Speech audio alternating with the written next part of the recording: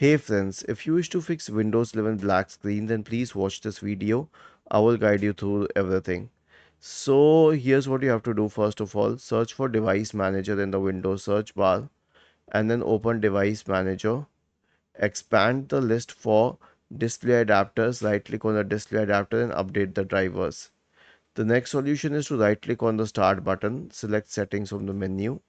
Now in this menu, go to the system tab, select display in the right pane, and then make sure that the scale is at the recommended value and so is the display resolution.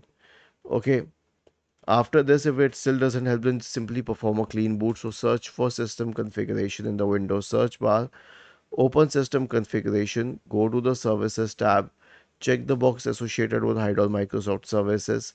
If any of the services check, click on disable all, apply, okay, and then restart your computer. Was this helpful? If yes, then please subscribe to the channel. If not, then let us know in the comment section of the video on how we could help you further. Thank you for watching this video and have a nice day.